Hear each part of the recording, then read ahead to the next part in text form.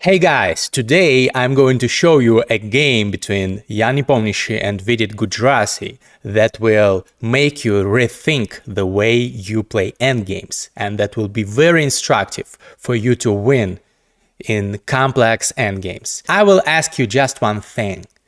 While looking at this endgame, pay attention to where the white king and the black king are situated and how they maneuver, because that will be very instructive. I will explain. Okay, let's dive into this. This is the game from yesterday's round at the candidates. Vidit Gujarati still has chances to catch nepomniachtchi in the lead. He's playing with the white pieces and he opens up with one e4 and faces Jan's beloved Petrov defense. Jan is a proficionado at this opening, has played it for many years with great success for black. This is all theory, and this is a sideline. The main line is moving the knight to f3, but Jan knows all the theory in that line, so Vidit decides to surprise Jan. But it's nothing too special, and here both sides go into an endgame. If you hear my dog barking in the background, well, she really doesn't like horses, and horses go around our house because there is a horse racing station close by, so my dog hates horses and always barks. Sorry about that. So this is an equal endgame. White takes an open file, semi-open file, attacking the pawn. Black just moves the pawn, and it's a very solid position for both sides. Yes, white has these double pawns, but it's nothing special. White has this semi-open file and can attack these pawns with its a pawn, so there are interesting plans for both sides. Black castles, white rotates the knight and takes up more space in the center. Black tries to utilize the spin, but there is nothing special. White protects its center. Black strikes in the center. White finishes the development of its pieces, and this is not really a fork, because black has this move knight e5, attacking the bishop. This is a desperado. When a piece will get taken anyway, you can give it up for opponent's pawn or piece with check here. So black takes, and now white takes black's bishop.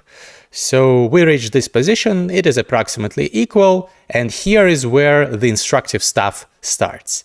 So white activates the king. Pay attention to the kings. The king in the endgame should be in the center, except for some cases where it can get attacked, get hit by nasty checks and other threats.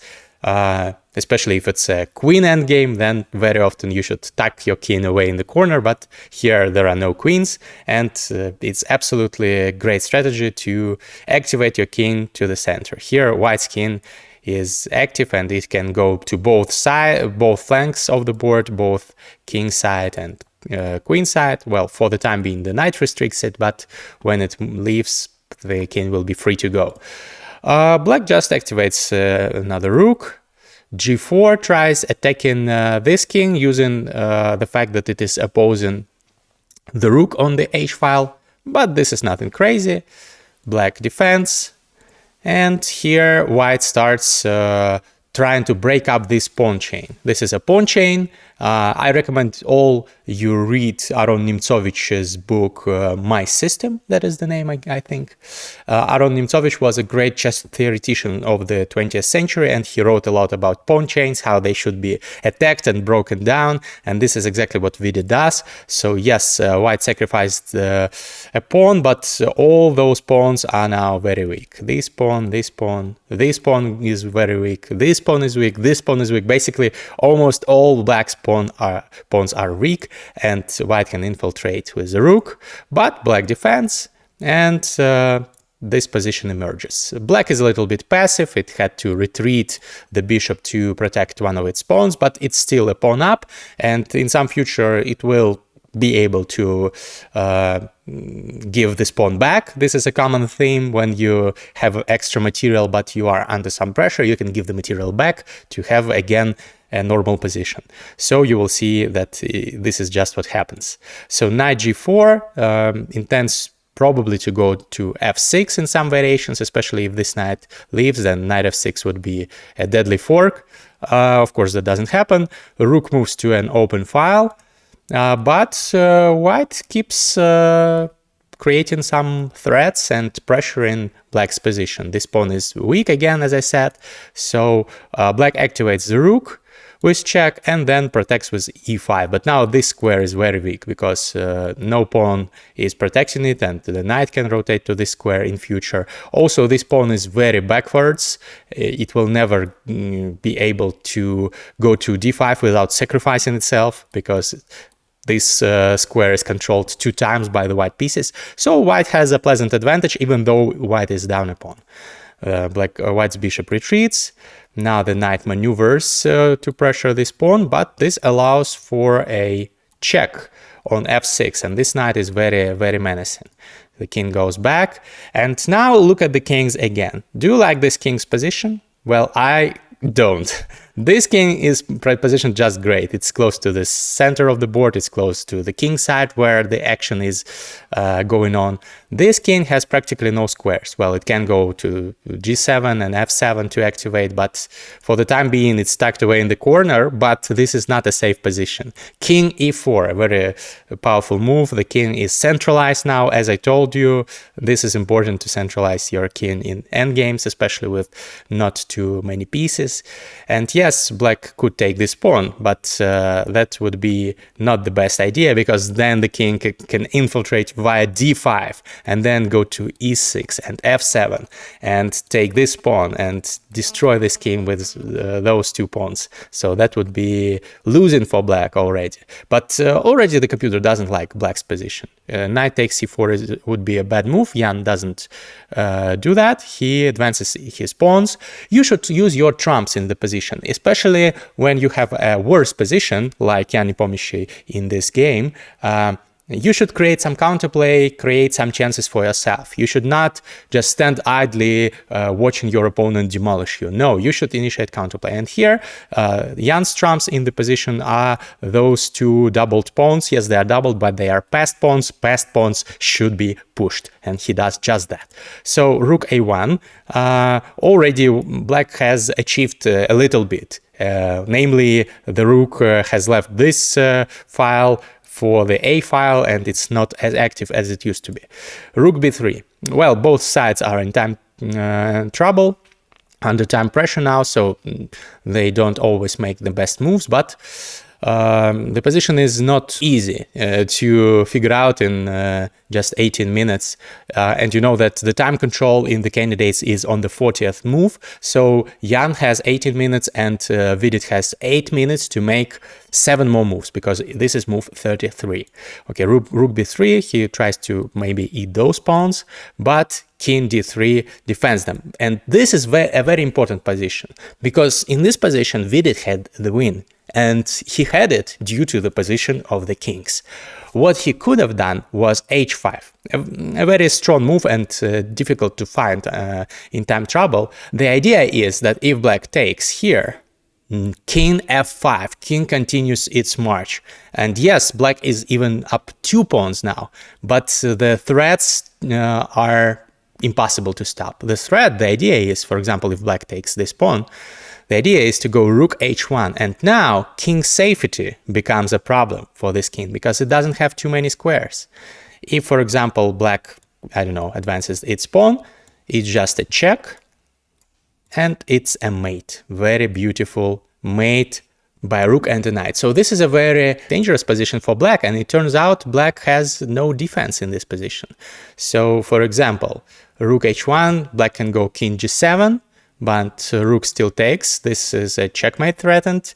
King can run, but you can go g6 check. The only move is going to e7, because if you go to g7, again you get hit with rook h7 checkmate. So king e7, rook h7 check.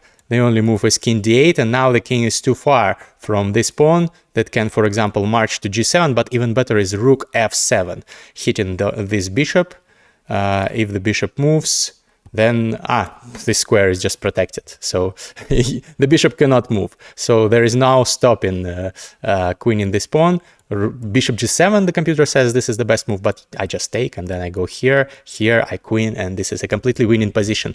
So that would be a win for Vidit. h5, a difficult find. The best move for black here after h5 is rook takes c3, but then white has hg, and again rook h1 check and rook h7 checkmate is threatened.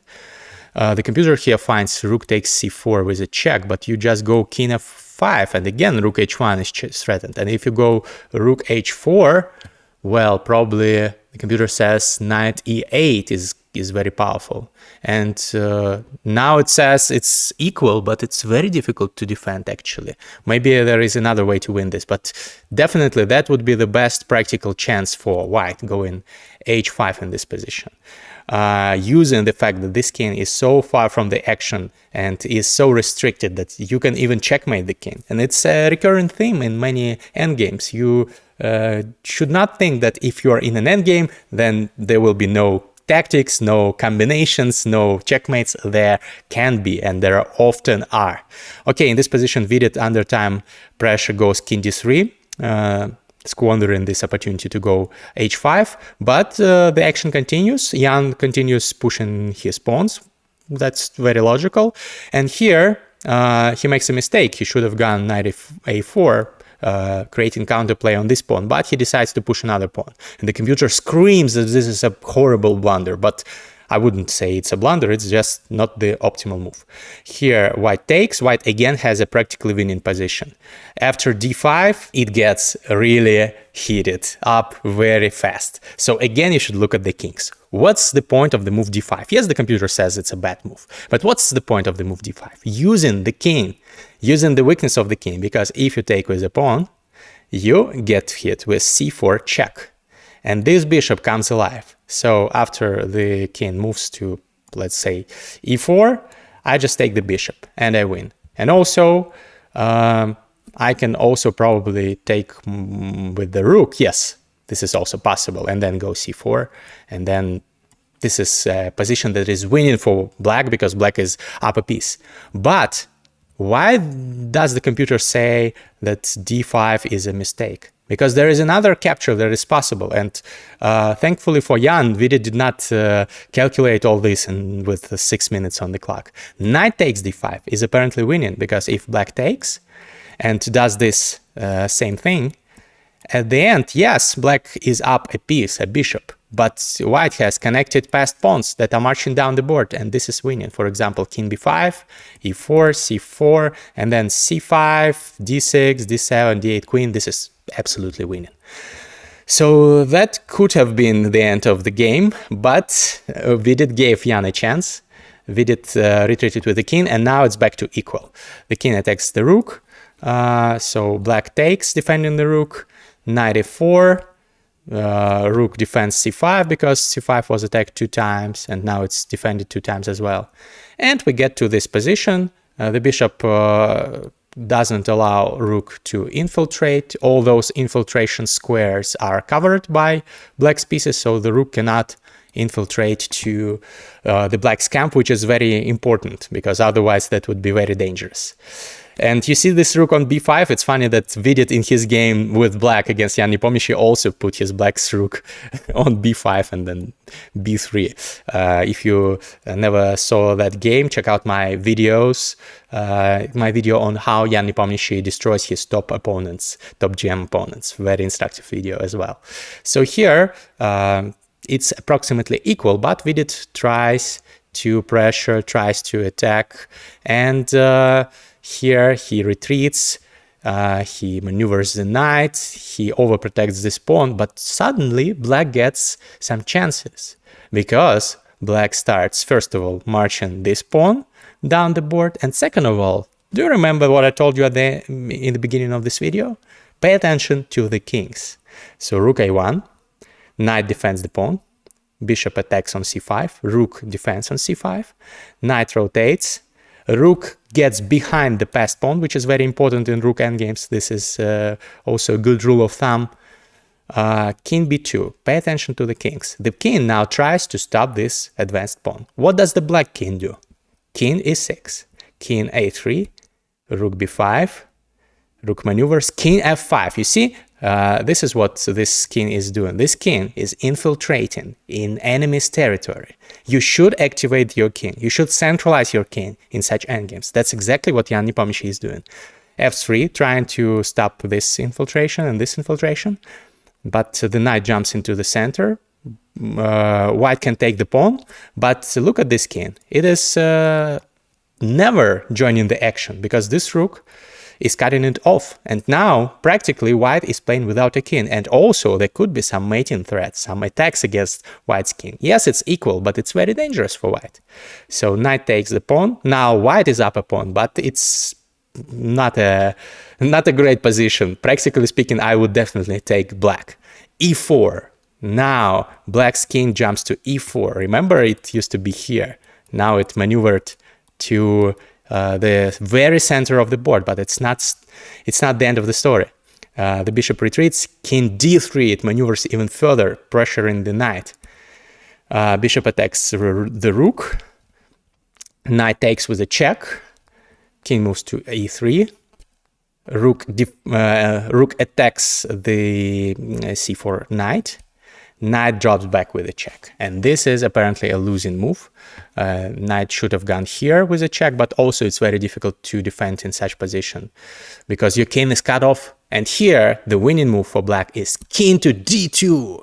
Wow. You remember where it used to be the king? It used to be here on h8. It made such a long journey to enter the action, to help its forces. This is move 60. On move 50, the position was as follows. So both kings were relatively similarly positioned. Not in the center of the board, but not on the very rim.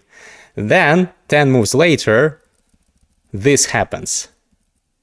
White's king is now cut off. It has no squares whatsoever.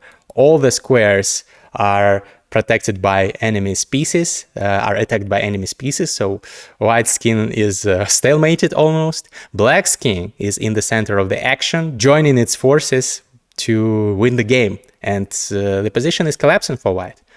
Rook moves to f1 and now c4. And it turns out that there are some nasty discoveries here. And rook b3 checkmate is a threat. For example, if white goes rook g1, rook b3 is a double check and a checkmate because the king cannot go to any of those squares. So that's very nasty. And here Vidit realized that he is lost. He gave black a check, but black just blocked. Now this pawn is also marching down the board. Bishop e5, c3. This is just hopeless for white.